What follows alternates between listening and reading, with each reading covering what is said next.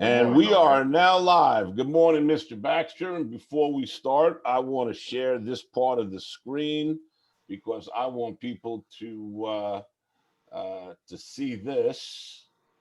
And I think I just messed that up. But I don't know if they could hear it. I think I'm sharing. So let's share that. Let's share that with the audio. And we're going to share the computer sound. And just for you, Fred, we got this.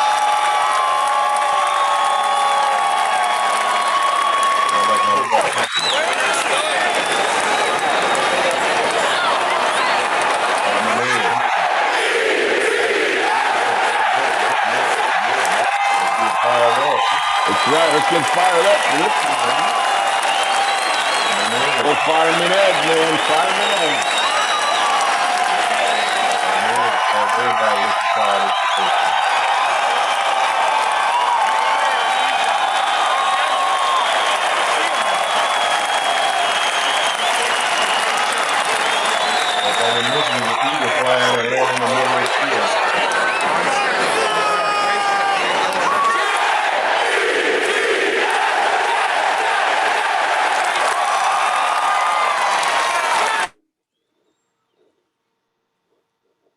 All right, man. Well, Hey, Steve, only thing we're missing was the eagle flying and landing in the middle of the field, the eagle. that's right.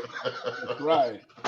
So I got to let me shut that off because they're still yelling in the background. Good morning, everyone. I'm Steve Poznansky, CEO of IntellicardUSA. And if you haven't guessed it by now, and as you can see, I am wearing my New York Jets shirt.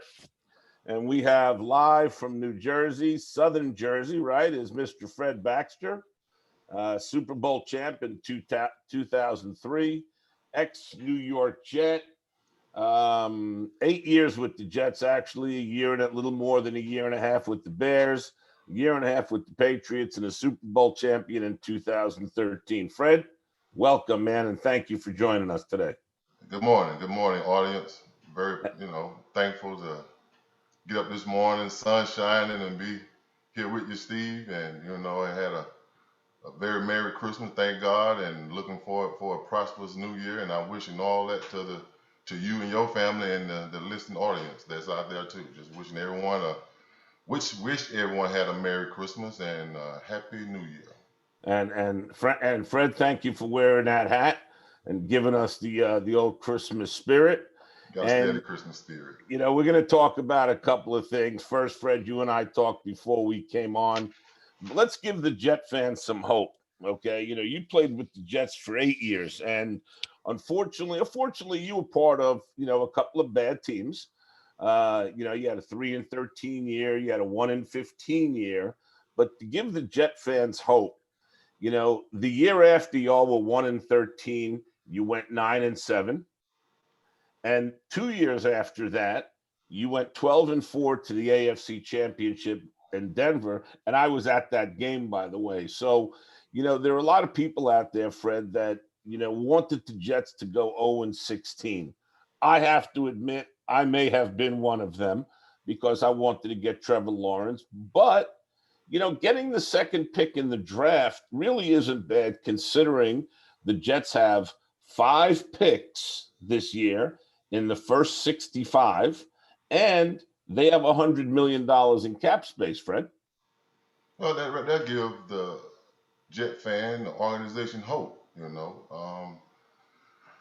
I is being an ex-player and on one of the 1-15 team with the Jets. It wasn't that the team and it's all I'll fast forward here in a minute. It's about the terminology.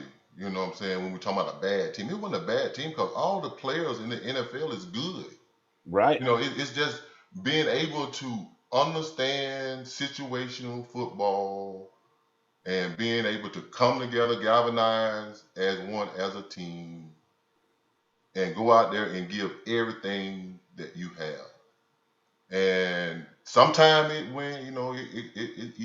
equates to wins. And unfortunately, this year In the year I played with the Jets, I think '96, 15 of them were losses. Right. But it's not a mindset where these men and women that's part of the organization is coming and saying that we want to lose just to get a number one draft choice. I think that's a disservice to the players that's playing the game. That I'm not going out so to say. Then now the fans, if something bad happened, then they all of a sudden draw a conclusion that this guy is playing for a number one draft. That's not fair. That's not true. Because these guys, unfortunately, during the pandemic, what it was in the off season, but the traditional off season, these guys is putting in a lot of hours Sure. Sure. to get ready to play the whole season. So, Well, I'm a Jet guy, in my heart, and it's just the terminology and the mindset. The terminology now for Hope is finish strong, and the terminology going forward is focus on your job and give everything you got each and every day. You well, know, yeah, that's a real good point because the guys that are playing, they definitely don't want to go 0-16, and then again, they're not the ones playing for next year's draft pick because let's be real, some of these guys might not even be there next year. To get a feel for that. But then again, like I said, they have 5 picks in the first 65. They have 100 million in cap space, and getting the number 2 pick is not so bad. And listen, I got to tell you, they should have beat the Raiders, as we all know that game. And to be real, they have a shot against the Cleveland Browns. And for those of you who don't know it today, all the active Cleveland Browns wide receivers were left back home in Cleveland because of COVID. yep. So they're playing with a shell of a team. So again, listen, I've been a lifelong Jet fan. I've been following them. I was 7 years old when they won the Super Bowl. I don't want to really go back and that far, but 7 years old when they won the Super Bowl. And listen, 3 AFC Championship games since 1999. Now you've played under a couple of great coaches, right? You played under Bill Parcells. You played under Belichick. You played with Tom Brady. And Fred, one of the things that caught me Man, about Pete Carroll, don't forget Pete Pete Carroll. Carroll, that's right. I almost forgot about Pete Yeah. Carroll. That's right. That's The right. whole coaching staff when Bill Parcells came over to the Jets, man, all of those coaches, man, was phenomenal, at what they do, at their job of getting men prepared to play a game, you know. Right. Um, so yeah, man, I've been very fortunate, even with great players, Hall of Famers, Ronnie Lott, Art Monk, those guys, man, Curtis Martin, you know, you learn a lot from their preparation, how they go about their game, and the communication and the professionalism. It's just contagious. And actually it was the recipe from '96, '97, and '98. It is the terminology and the coaching and the expectations, that not only internal that was there, but even external, you know what I'm saying? Because he wanted, and I say that's Parcells, he wanted us to focus totally on our game, nothing else. Right. And so I know you played back at Auburn. You were involved in the Peach Bowl, so you actually played for a big time SEC school. But one of the things that always struck me about you, Fred, and again, even before I met you last year in Miami, is that when you play tight end, the art of the position when you played it was a lot different. Now, some tight ends like to go out and only want to do is catch balls. They don't want to block. They don't want to do the dirty work. But, correct me if I'm wrong, you were just the opposite because you did a lot of the dirty work. You did a lot of the blocking. I know you blocked for some great running backs, and I know you also played some special teams. So that's kind of a lost art now on in the tight end position. Well, even going back, to my high school, just the evolution of my career, I come from a high school where, I was a receiving, split end, tight end, Right. hybrid. And when I got to Auburn, Coach Dye, God bless his soul, you know, and Coach Daniels, my tight end coach at Auburn, they said, man, we got Heisman Trophy winners here. We come here. You're going to have to learn how to block. It's the SEC. We run the football. If you want to play on Auburn, you're going to have to learn how to block. So then I got good at blocking. I worked at it every day. It was something that uh, I wanted to do. I wanted to play. I wanted to be on the field. I wanted to be a starter. I wanted to excel in the classroom.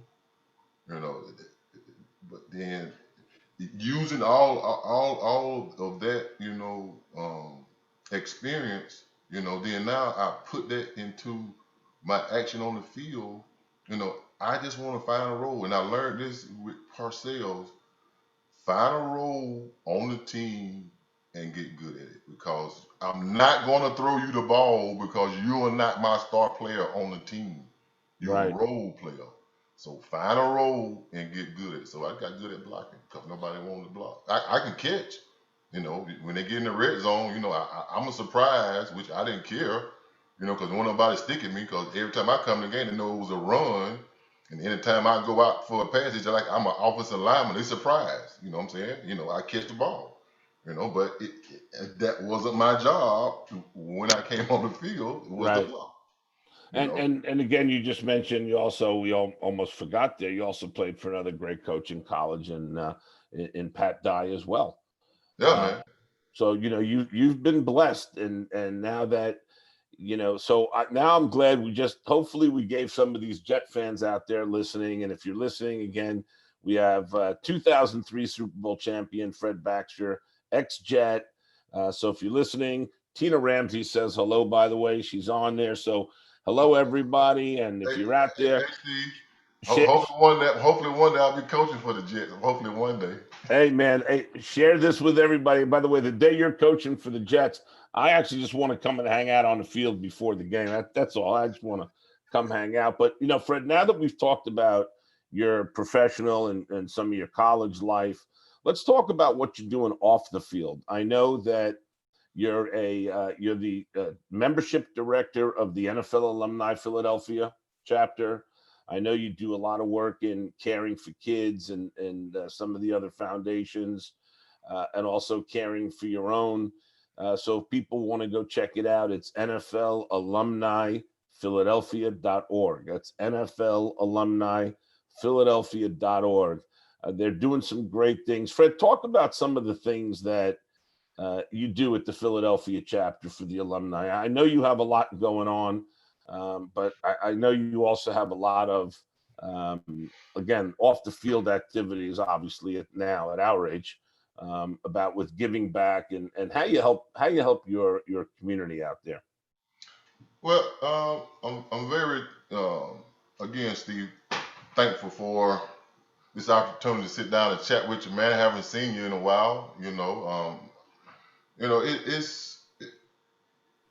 I'm grateful for our president, Lee Woodall, our vice president, John Runyon, for you know involving me in this mission of reaching out to our players for one, and let them understand all of the benefits and opportunities and resources that's there for them, because a lot of us are struggling, you know.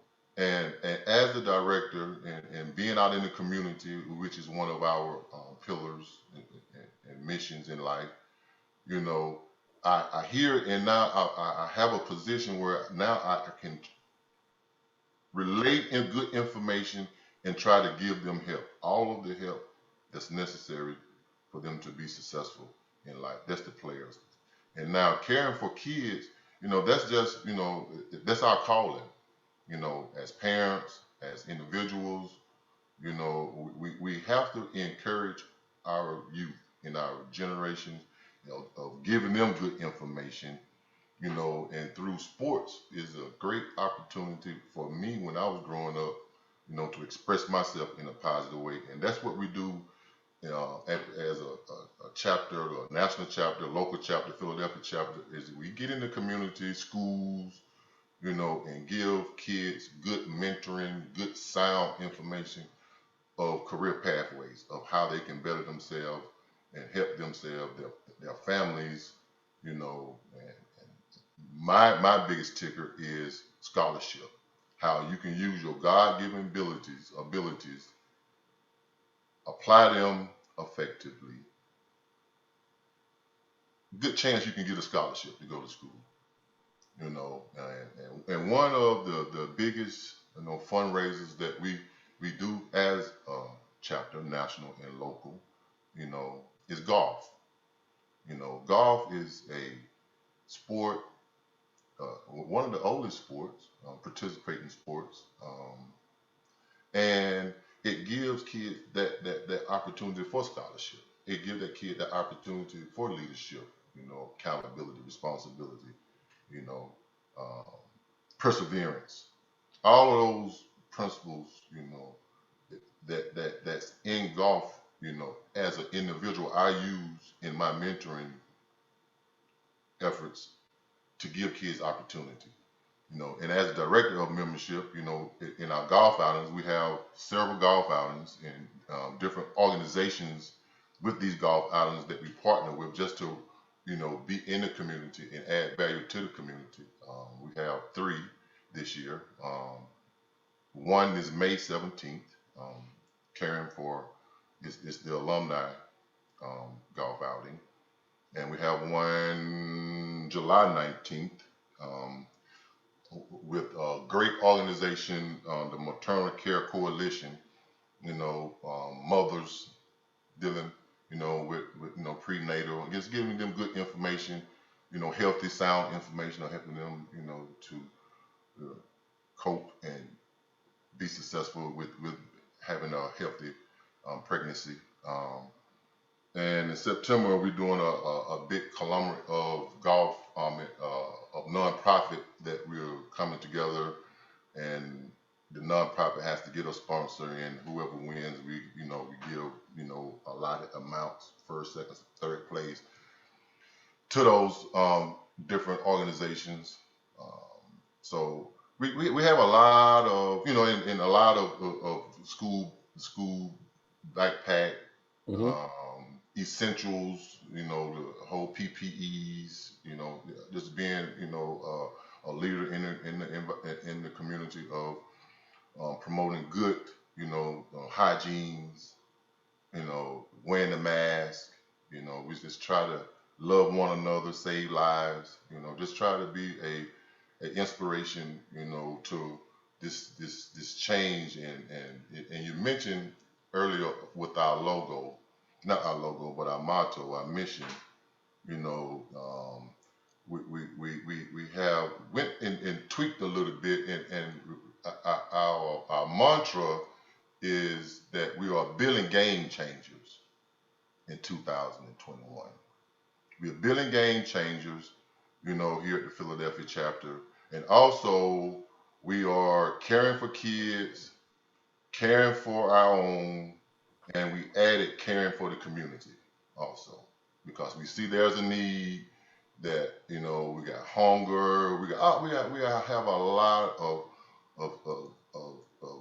pandemic um, that's happening close or far all over the world, and we just want to be one of the organizations that add to the building, the game changers, in this, new whole found 2021.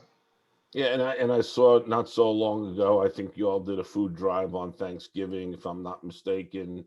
I saw some of that, and listen, at the Yeah, end of the day, Dominique Easley, great man. I had my first time I had to meet him. He's a former Patriot. He's a younger guy than I am, but he headed that, and we went out last Saturday, and we had 40,000 pounds of fresh vegetables and fruits that we handed wow, out to wow. families, before the holiday, and that was absolutely a blessing. The Philadelphia chapter, along with the Philadelphia, the Cheerleaders Association. We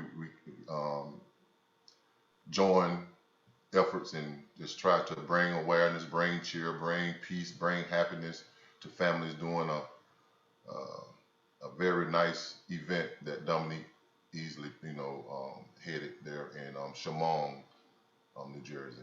And that's you're right. And all this time where there is there's a lot of pain, there's a lot of suffering, but in talking to you, there's so much good out there in people, and it's humbling to have you on here to talk about what you're doing, what the NFL Alumni Chapter in Philadelphia is doing. And it takes one, right? You got to start somewhere, and and I'm really glad that you guys are doing whatever you can to help the people in your community and around. And for those of you who don't know, Fred did mention golf. He's afraid to get on the golf course with me. I don't know why, but now I'm only joking, Fred. It's Fred's also a golf coach where he mentors young kids and helping them, like he said, to grow and find their God-given abilities. And maybe golf is just one of those things where they can get a scholarship. And listen, at the end of the day, we all know that not everybody goes pro. I forget the number, Fred, but I think 97% of the college athletes, regardless of the sport that they're in, they don't go pro. Oh yeah, when you start talking about sports specific football, man, it's less than 1%. So Right. So, so getting an education key. is key. Is key. And for some people to be able to get that education for free while doing something they love, man, you can't really beat it. So, we have here Fred Baxter, the membership director for the NFL Philadelphia Alumni Chapter. If you want to check them out, it's www.nflalumniphiladelphia.org.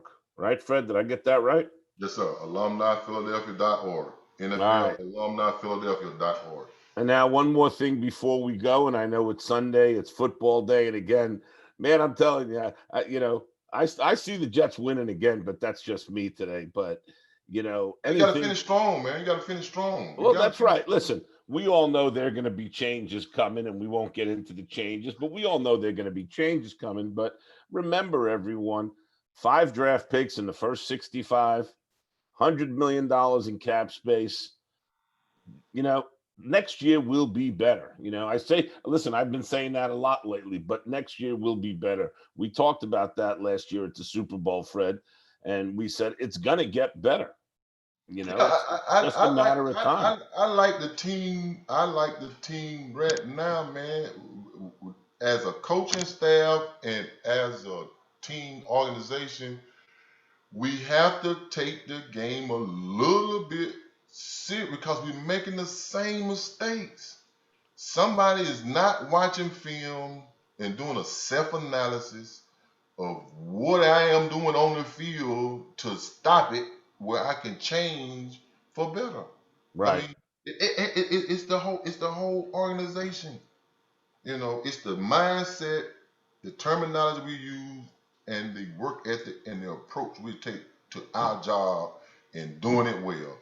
When it's if it's called for a blitz and I'm the guy that got a blitz, I gotta go. I can't sit back and try to do my own thing, and then when I figure out it's my time, go. It's too late in the NFL.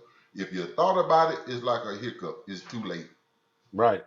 So, well, listen, and there's the other venture we're going to talk about real quickly is Fred's also has another venture, and I have to tell you all, I'm not a vodka drinker, and Fred will tell you I'm not a vodka drinker. But when Yeah, I man. but hey, tell her I say hi. Hello. Hello. Tell her I say hi. My wife asked me a question, and I'm trying to talk to you. That's okay. She can come in. Bring her in. she And we got her PJs on. She got her PJs on. Oh well, yeah. We got Joe Pizzamente here. He says She on Bengals hours today on Sunday. She got Bengals hours on Sunday. And you and me both, man. I got a lot of people saying that Joe Pizzamente says it's all about the mindset. Everyone says, hey, Fred, hey, Steve, happy Sunday. This obviously will be on, Facebook Live. It'll be recorded. Now, Fred, last year when we met at the Super Bowl, we hung out together a couple of nights. And your other venture is something that, again, I'm not a big vodka drinker, but I truly enjoyed drinking vodka with you those 2 nights. It's called Plush Vodka. And if you want to visit that website, it's plushvodka.com. Yes. So tell me a little bit about Plush Vodka. I'll post a picture of the bottle later, Yeah, Plush. I was introduced to Plush through a teammate, and he disclosed to me that there's a brand here on the East Coast that needed some help. They were looking that they needed some help, but they were looking for investors, and they say, I think that'll be a great, endeavor for you to, look at. So I called up my partner Malcolm, the owner, the brain child behind, Plush Vodka, and did my due diligence, and started this year. Been, thank God, been 5 years. Still learning the business. We have a plum infused, 8 times distilled, corn based premium vodka. We have a pure. Um, those are 2 products that we have out right now. Malcolm, like I said, he is the guy that does all the day to day. We have great representation, around the 50 states. We're not in all 50 states yet. We're still a young brand, still learning the business. But like I said, Malcolm, he's doing a magnificent job for when you look at the um, comparison of our competitors in 5 years. We are ahead of the curve there, thank God. Even with the pandemic, people were still, purchasing, strategically. They still were still purchasing, spirits. Um, you know, thank God that the governor here seen that it was essential, so it didn't stop. And listen, I've seen a lot of the advertisements. I've seen a lot of the stuff on Facebook. So, I'm proud. I'm proud to see what's going on, and you're growing. And before I let you go, I know I have one question for you. You know it's going to come up, right, friend? So I got to ask you about IntelliCard USA. Obviously, I'm biased, but you have a card for Fulcrum. You have a card for Plush. You've actually purchased some cards. You bought a card for your brother Peter. Hey, Peter, if you're listening to this, drive safe, man. You're one of the heroes out there for sure.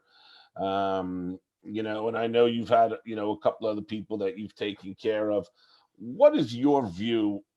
I don't know. I know it's a tough question for you to answer because I'm here, but don't feel bad. Don't feel bad if you have something bad to say, but that's okay. Tell me, why do you like IntelliCard USA? Why do you like your digital card? First, nice plaque. I see the plaque back there. Nice plaque in the back. I like that. I like that.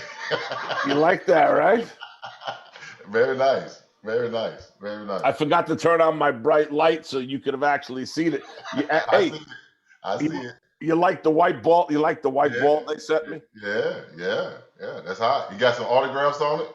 Yeah. I got no autographs on there, Oh man. man, I make sure I put my name on there. You listen. You're the first to go on there. I got a bunch of other stuff behind me. I got some bobbleheads back there. I I got a see. what do I got? I got a where's Joe Namath? I got a Jet bobblehead up there. Very nice. I got, a couple other guys, some hockey players, some Knicks. And then I got over here, Fred. I got all my old. I don't know if you can see that, but I'll put it down a little bit. Then I got my old tickets to some events, including the 1998 conference championship game, 199 actually. So I'm glad you pointed that stuff out. No, I just like the alumni. I saw the alumni. I like that. I like that. I Right? tell you, man, the IntelliCard, Steve, with me, man, it organized it organized me tremendously. And plus, I don't have to worry about that paperwork. If I run out of cards, and then that might be a person that I really need, and he or she might not have a card, I might miss out on the opportunity. So it saves me time. It saves me potential clients. Either if it be um, golf, coaching, or somebody want a whole sponsor, and we go out and do tasting on a whole. And I separate the two because I don't want to mix my spirits with my mission, with what God called me to do, as the coaching with the golf. Sure, sure. So two different. So I needed two cards. So and it just and I can link those two cards together. If that person needs to get me in contact with something else.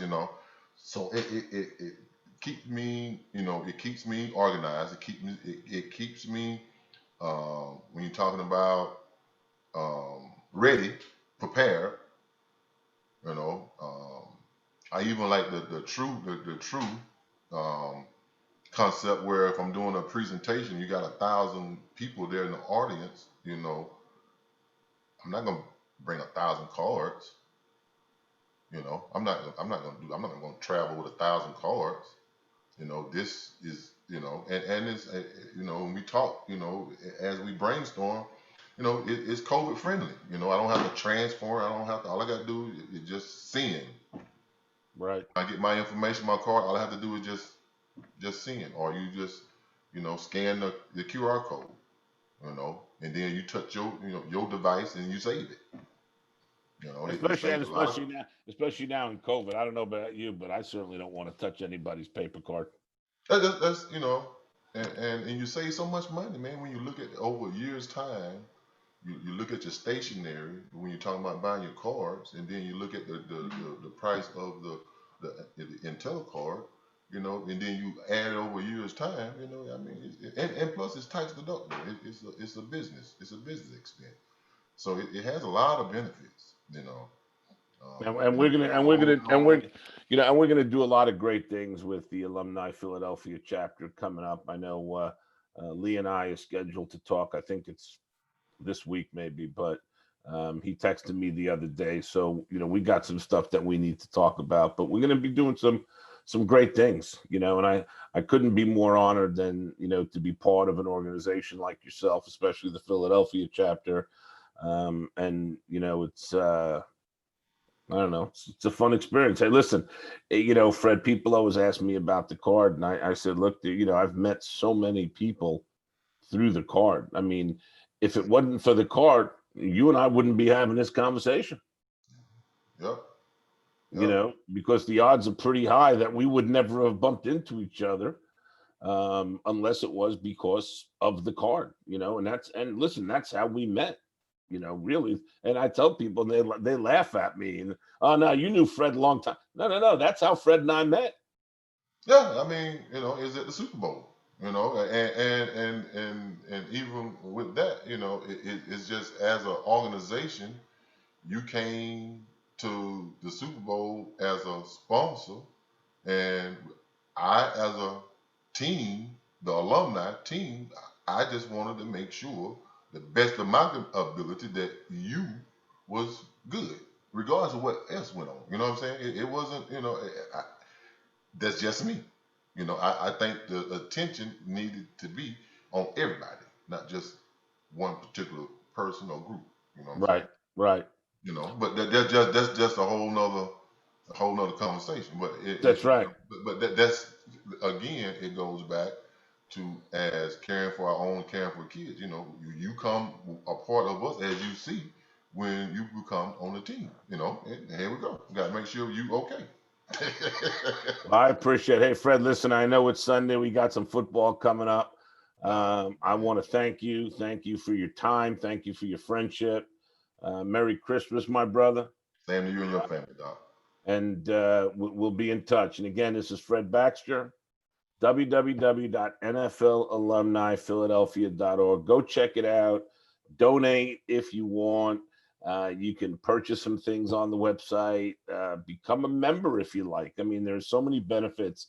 We haven't even talked about that, about becoming a member of, especially for those of you in South Jersey or the Philly area, become a member, get to go to some of these events, get to meet some of these players that, we grew up watching, and I have to tell you, Fred, it's funny is that when you guys are playing, it's a whole different stratosphere, right?